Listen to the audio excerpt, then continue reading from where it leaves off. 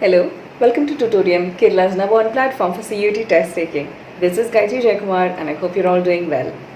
ഇന്നത്തെ വീഡിയോ നമുക്ക് നോക്കാം വെർബൽ അനാലജീസ്. സോ വെർബൽ അനാലജീസ് എന്ന് പറയുമ്പോൾ നമ്മൾ രണ്ട് ഐഡിയ തമ്മിലുള്ള കണക്ഷൻസ് നോക്കുന്നതാണ് വെർബൽ അനാലജീസ്. വളരെ സിമ്പിളായിട്ടൊരു എക്സാമ്പിൾ പറയുകയാണെങ്കിൽ നമുക്ക് രണ്ട് ക്വസ്റ്റ്യൻ തരുന്നത് നമുക്ക് രണ്ട് വേർഡ്സ് തരും, കണക്റ്റഡ് ആയിട്ടുള്ള ഏതെങ്കിലും തരത്തിൽ റിലേറ്റഡ് ആയിട്ടുള്ള രണ്ട് വേർഡ്സ് തരും, മൂന്നാമത്തെ ഒരു വേർഡും കൂടി തരും. അതിൻ്റെ കൂടെ മാച്ച് ആവുന്ന എന്ത് ഐഡിയ ആണോ അത് നമ്മൾ ഫസ്റ്റ് തന്നിട്ടുള്ള സെറ്റ് ഓഫ് വേർഡ്സിൻ്റെ കണക്ഷൻ വെച്ചിട്ട് നമ്മൾ കണ്ടുപിടിക്കണം.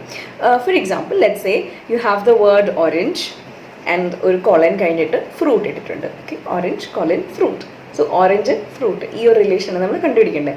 And then let's say the question is brinjal. Okay, അപ്പോൾ ഓപ്ഷൻസിൽ നമുക്ക് ഉള്ളത് വെജിറ്റബിൾ ഉണ്ട്, ഡെസേർട്ട് ഉണ്ട്, let's say lunch ഉണ്ട്, or let's say color തോന്നല്ല. Okay, but just same.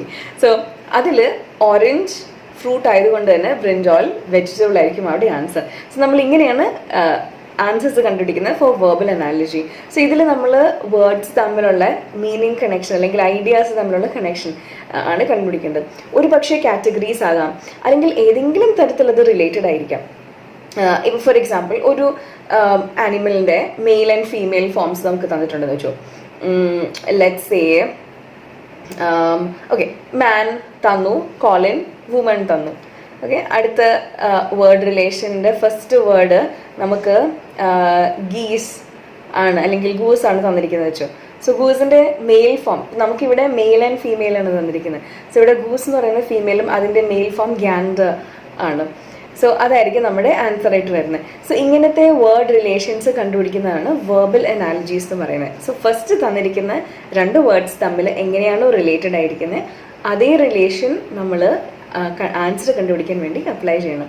That's basically the idea of verbal analogies. So ഈ ഒരു ക്വസ്റ്റ്യൻ നോക്കൂ. Grain is to salt as blade is to options ഉണ്ട്, grass, knife, rice, bread. So ഇത് നാലിൽ ഏതാണ് correct answer? So grain is to salt. സോൾട്ടും ഗ്രെയിനായിട്ട് എങ്ങനെയാണ് റിലേറ്റഡ് ആയിട്ടിരിക്കുന്നത്? ഒരു യൂണിറ്റ് ഓഫ് സോൾട്ടിനെ നമ്മൾ ഗ്രെയിൻ എന്ന് പറയും. നമ്മൾ ഗ്രെയിൻ ഓഫ് സാൻഡ് എന്നൊക്കെ പറയില്ലേ, അതുപോലെ തന്നെ ഗ്രെയിൻ ഓഫ് സോൾട്ട്. സോ ഇവിടെ സോൾട്ട് ഒരു തരി എടുക്കുകയാണെങ്കിൽ അതാണ് ഗ്രെയിൻ എന്ന് പറയുന്നത്, ഗ്രെയിൻ ഓഫ് സോൾട്ട്. സോ അതിൽ ആ യൂണിറ്റ് കൗണ്ട് 1 എന്നുള്ള രീതിയിലാണ് പറയുന്നത്.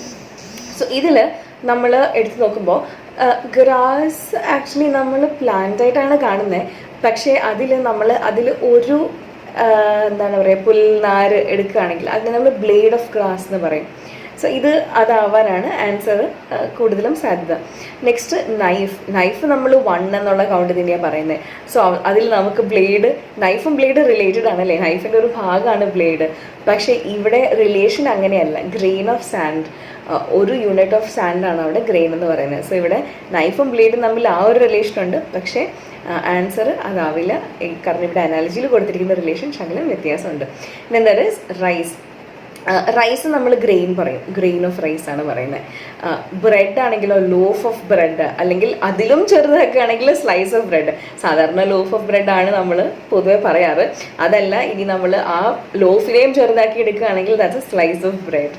സോ ഇവിടെ ആൻസർ വരാൻ ഗ്രെയിൻ ഓഫ് സോൾട്ടിന് മാച്ചിങ് ആയിട്ട് വരുന്ന അനാലജി, ദാറ്റ് ഈസ് ബ്ലേഡിന് മാച്ചിങ് ആയിട്ട് വരുന്നത് ഗ്രാസ് മാത്രമേ ഉള്ളൂ. Grass is to blade. This is your answer. So here your answer is A.